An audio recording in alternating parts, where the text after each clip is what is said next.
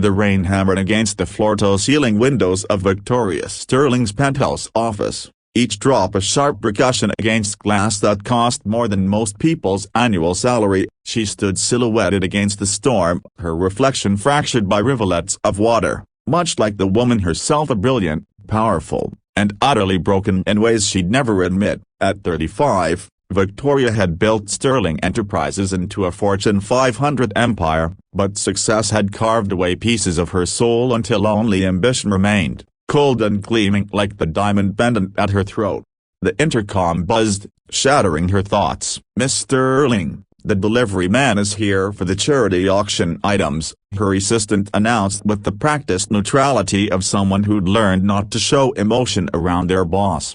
Victoria's lips curved into what others mistook for a smile but was really just a predatory expression. The annual Sterling Foundation Gala was tomorrow night, and she'd arranged for several charitable photo opportunities. The media would eat it up how Victoria Sterling, the philanthropic billionaire, giving back to the community. What they wouldn't see was the calculated strategy behind every dollar donated, every hand shaken, every tear she'd learned to summon on command.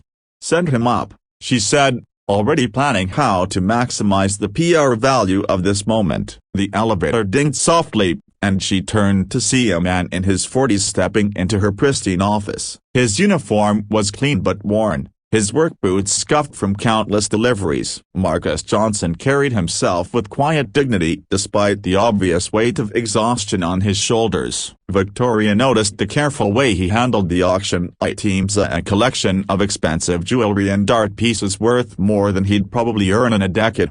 "Miss Sterling," his voice was respectful but not subservient, "I have the items for tomorrow's event." Victoria watched him with the calculating gaze she'd perfected in boardrooms across 3 continents. Here was an opportunity, she realized. Her personal photographer was already positioned discreetly in the corner, ready to capture the spontaneous moment of her interacting with a humble working man. The headlines would write themselves. "Actually," she said, her voice taking on the saccharine tone she used for cameras, "I'd love to know more about you." "What's your story?" She gestured toward the photographer, who began snapping away. Marcus shifted uncomfortably, his weathered hands tightening slightly on the box he carried. "I'm just here to make the delivery, ma'am. I don't need to be in any pictures." But Victoria was already in performance mode. "Oh, but I insist. I believe in highlighting the hard-working people who make our city great." She moved closer,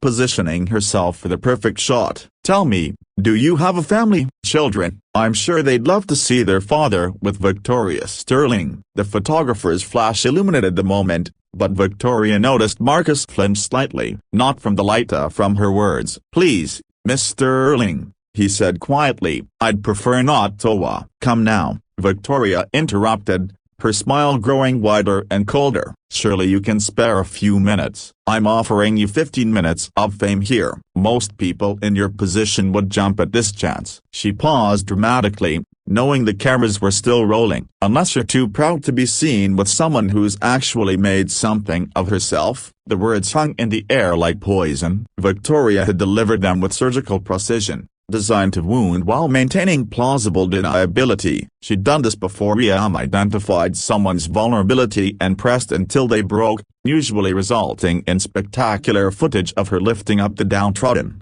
But Marcus didn't break. Instead, something shifted in his eyes, and not anger, but a deep sadness that made Victoria's chest tighten unexpectedly. "Miss Sterling," he said, his voice steady despite the obvious hurt, "I have 3 jobs. This delivery job, night security at the children's hospital, and weekend maintenance at my daughter's school. Not because I'm not ambitious, but because my 8-year-old daughter has leukemia, and her medical bills don't care about my pride." Victoria's smile faltered for just a moment, but Marcus continued, his dignity intact despite her cruelty. "I'm not ashamed of honest work, and I'm not looking for fame. I'm just trying to keep my little girl alive." He carefully set down the auction items on her marble desk. "She watches your interviews sometimes, says she wants to be strong like the lady on TV who never gives up. I never told her that strength doesn't come from how much money you have, it comes from how you treat people when nobody's watching." The photographer had stopped shooting, the room suddenly feeling too small and too quiet. Victoria found herself staring at Marcus, really seeing him for the first time. The careful patches on his uniform weren't signs of poverty but evidence of resourcefulness. The tiredness in his eyes wasn't defeat but the quiet exhaustion of someone who'd do anything for love. "What's your daughter's name?" Victoria asked, and for the first time in years, the question came from somewhere real.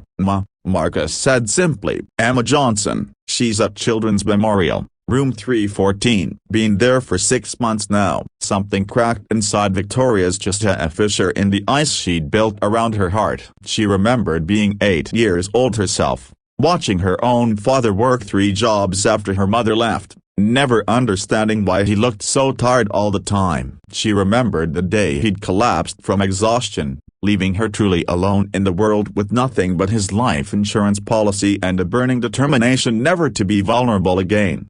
"Marcus," she said, her voice softer than it had been in decades, "I owe you an apology. I was wrong to speak to you that way." He nodded slightly, accepting but not absolving. "We all have bad days, Miss Sterling." But Victoria shook her head. "No, this wasn't a bad day. This was who I've become, and that's not okay." She walked to her desk, her hands trembling slightly as she picked up her phone. "I'm calling Children's Memorial. Emma's medical bills all of Emma, consider them taken care of." Marcus's eyes widened. "Miss Sterling, I can't accept You're not accepting charity," Victoria said firmly. "You're accepting what should have been freely given from the start. Every child deserves to fight for their life without their family going bankrupt in the process." She made the call right there, arranging for a trust fund to cover not just Emma's current treatment but any future medical needs. But she wasn't done. The Sterling Foundation will also be establishing a permanent fund for families in similar situations,